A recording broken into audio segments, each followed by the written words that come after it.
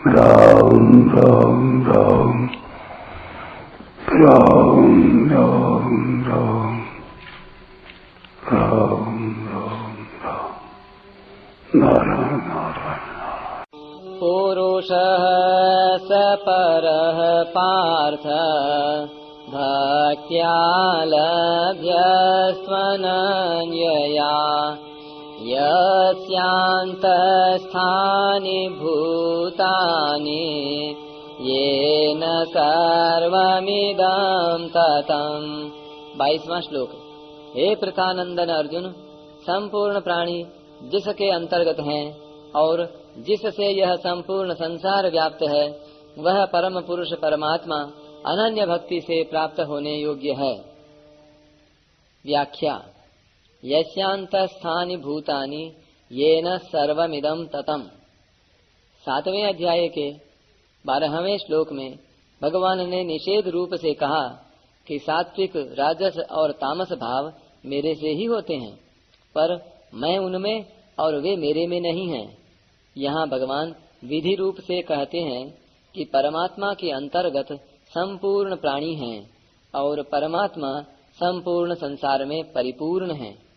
इसी को भगवान ने 9वें अध्याय के 4, 5वें और 6ठे श्लोक में विधि और निषेध दोनों रूपों से कहा है।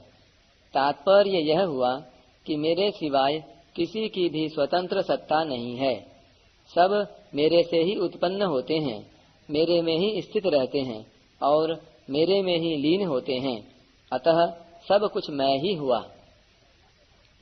वे परमात्मा सर्वोपरि होने पर भी सब में व्याप्त हैं, अर्थात वे परमात्मा सब जगह हैं, सब समय में हैं, संपूर्ण वस्तुओं में हैं, संपूर्ण क्रियाओं में हैं और संपूर्ण प्राणियों में हैं।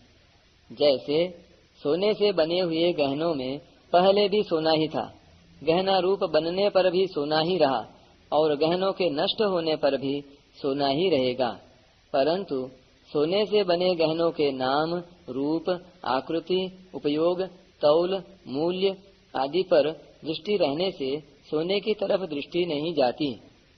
ऐसे ही संसार के पहले भी परमात्मा थे, संसार रूप से भी परमात्मा ही हैं और संसार का अंत होने पर भी परमात्मा ही रहेंगे।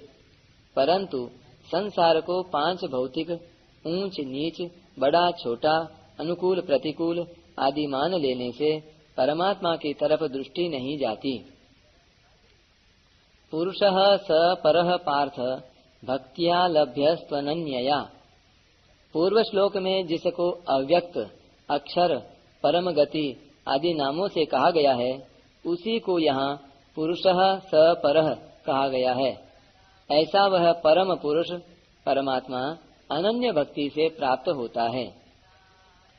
परमात्मा के सिवाय प्रकृति का यावन मात्र कार्य अन्य कहा जाता है। जो उस अन्य की स्वतंत्र सत्ता मानकर उसको आदर देता है, महत्व देता है, उसकी अनन्य भक्ति नहीं है। इससे परमात्मा की प्राप्ति में देरी लगती है। अगर वह परमात्मा के सिवाय किसी की भी सत्ता और महत्ता न माने तथा भगवान के नाते भगवान की प्रसन्नता के लिए प्रत्येक क्रिया करे, तो यह उसकी अनन्य भक्ति है। इसी अनन्य भक्ति से वह परम पुरुष परमात्मा को प्राप्त हो जाता है। परमात्मा के सिवाय किसी की भी सत्ता और महत्ता न माने। यह बात भी प्रकृति और प्रकृति के कार्य संसार को सत्ता देकर ही कही जाती है। कारण कि मनुष्य के हृदय में एक परमात्मा है और एक संसार है, यह बात जंची हुई है। वास्तव में तो सब देश, काल, वस्तु, व्यक्ति, घटना आदि के रूप में एक परमात्म तत्व ही है। जैसे बर्फ, ओला, बादल, बूंदें, कोहरा, ओस, नदी, तालाब, समुद्र आदि के रूप में एक जल ही है। ऐसे ही स्थूल, सूक्ष्म और कारण रूप से जो कुछ संसार दिखता है, वह सब केवल परमात्म तत्व ही है। भक्त की मान्यता में एक परमात्मा के सिवाय अन्य कुछ रहता ही नहीं। इसलिए उसकी खाना पीना, उठना बैठना, सोना जगना आदि सभी क्रियाएं केवल उस परमात्मा की पूजा के रूप में ही होती हैं। विशेष बात, आप अंत काल में कैसे जानने में आते हैं? यह अर्जुन का प्रश्न बड़ा ही भावपूर्ण मालूम देता है। कारण कि भगवान को सामने देखते हुए भी अर्जुन में भगवान की विलक्षणता को जानने की उत्कंठा पैदा हो गई। उत्तर में भगवान ने अंत काल में अपने चिंतन की और सामान्य कानून की बात बताकर अर्जुन को सब समय में भगवत चिंतन करने की आज्ञा दी। उसके बाद 8वें श्लोक से 16वें श्लोक तक सगुण निराकार, निर्गुण निराकार और सगुण साकार की प्राप्ति के लिए क्रमशः 3-3 श्लोक कहे।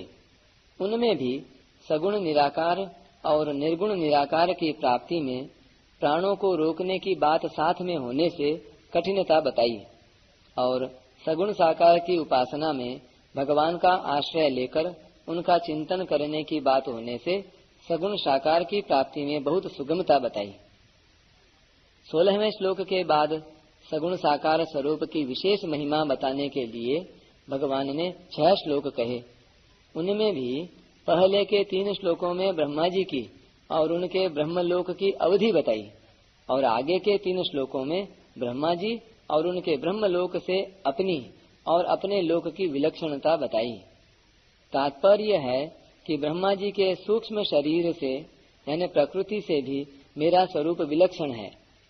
उपासनाओं की जितनी गतियां हैं वे सब मेरे स्वरूप के अंतर्गत आ जाती हैं। ऐसा वह मेरा सर्वोपरि स्वरूप केवल मेरे परायण होने से अर्थात अनन्य भक्ति से प्राप्त हो जाता है। मेरा स्वरूप प्राप्त होने पर फिर साधक की न तो अन्य स्वरूपों की तरफ वृत्ति जाती है और न उनकी आवश्यकता ही रहती है। उसकी वृत्ति केवल मेरे स्वरूप की तरफ ही रहती है। इस प्रकार ब्रह्मा जी के लोक से मेरा लोक विलक्षण है, ब्रह्मा जी के स्वरूप से मेरा स्वरूप विलक्षण है और ब्रह्मलोक की गति से मेरे लोक की गति विलक्षण है अर्थात मेरे धाम की गति विलक्षण है। तात्पर्य है कि सब प्राणियों का अंतिम ध्येय मैं ही हूँ और सब मेरे ही अंतर्गत हैं। परिशिष्ट भाव। भक्ति को अनन्य कहने का तात्पर्य है कि भक्ति के साथ थोड़ा भी जड़ता का अंश, अहम का संस्कार, अपने मत का संस्कार न रहे अर्थात किसी भी तरफ किंचन मात्र भी खिंचाव न रहे। सब कुछ भगवान ही हैं, ऐसा अनुभव करना अनन्य भक्ति है। सुख की वासना तो एक ही है पर सुख सामग्री की तारतम्यता अनेक लोकों में है। ब्रह्मलोक तक का सुख भी आकृष्ट न करे, यहाँ तक कि अपनी स्वाधीनता मुक्ति का सुख भी संतुष्ट न कर सके तब भक्ति प्राप्त होती है। 7वें अध्याय में भगवान ने कहा था, मत्तः परतरम नान्यत् किंचिदस्ति।